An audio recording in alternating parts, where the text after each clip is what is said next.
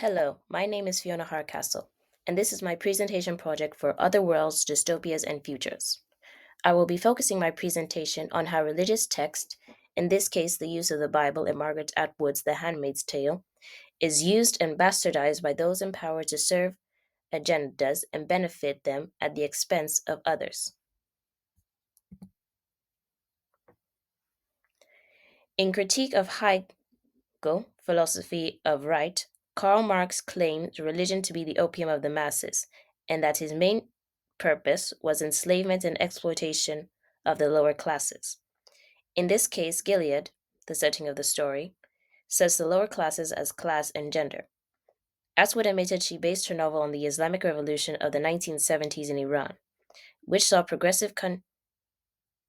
relatively progressive country roll back women's rights for religious pious, piety. At the time of writing this, the conservative Christian movement was taking speed in America, calling for the rollbacks of gains made by the feminist movements of the 1970s. This actual eyewitness account of the rollback of women's rights and the actual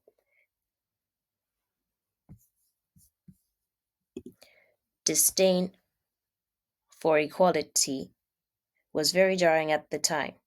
You can see how the actual fear of losing rights seeps into the writing of the book. Atwood uses these fears and shows how the rollbacks of women's rights and the takeover of conservative Christianity will have disastrous effects on the population, especially on the women. One of the first Bible stories we are introduced to is the story of Rachel and Leah. The handmaids are placed at the Rachel and Leah Center, which was once a gymnasium. The story goes that Rachel, jealous of her sister Leah's ability to bear children for their husband Jacob, and enlists the help of her handmaid, Bilhah, to be her surrogate, to carry children for her and give her the children so that she can be a mother for her and her husband. This was an act of charity on Bilhah's part, but in the context of the story, the handmaids are forced to do this under threat of execution and exile by the commanders, and the wives of the rulers are also put upon, as we see in Serena Joy actively weeping and her outright hostility towards Offred. The commanders actively bastardize the story of a servant helping her master into something cruel and unusual, in order to repopulate the world that has been decimated by war and disaster. This route is nothing new. For the longest time, the Bible has been used and twisted by people who wanted to serve their own purpose and further their own agendas, such as the reinvention of the story of Ham as a justification for slavery in the 15th and 16th century.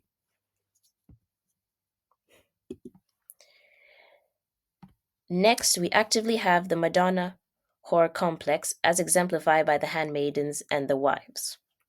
In psychoanalysis, as coined by Sigmund Freud, the Madonna whore complex is a psychological complex that is said to develop as a man who sees women as either pious Madonnas or whores. It was first used in reference to the Virgin Mary, the pious Virgin Mother of Jesus Christ, and Mary Magdalene, one of Jesus' followers who is said to be a prostitute, but there's no concrete evidence on that front. The novel takes this to the extreme, as we see the original wives of the commanders are shrouded completely in blue, just like the Virgin Mary was, while the handmaids are clad in red, just as Mary Magdalena was.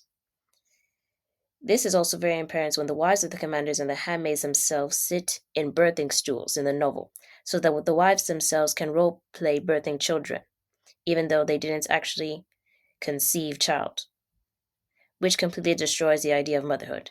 How can a person be a mother and still be a virgin? Adoption, immaculate conception, and artificial insemination aside.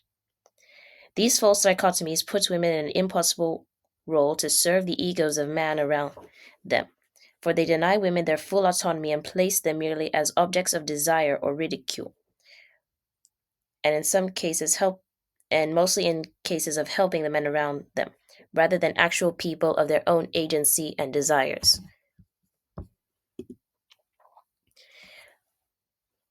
Finally, the worst twisting of religious texts comes from the hypocrisy of the leaders, in particular the commander. The commander has admitted to Offred during one of their secretive Scrabble games how he doesn't actually believe in a lot of the religious doctrine that he himself preaches monthly during their sittings.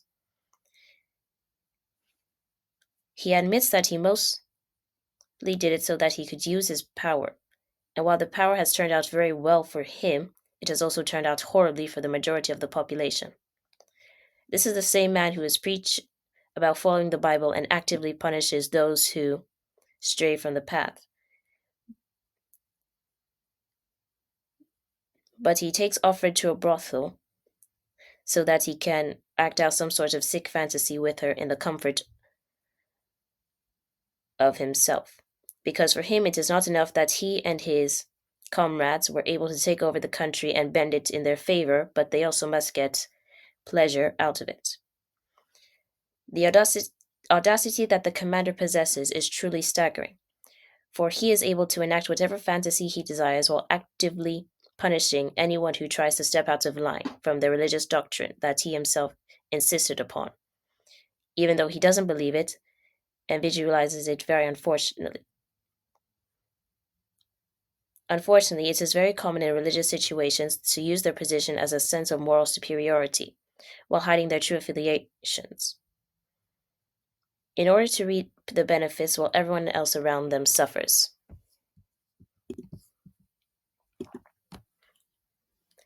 Thank you very much for your time. These were the references that I used. They will also be available on my Turnitin report. Thank you very much.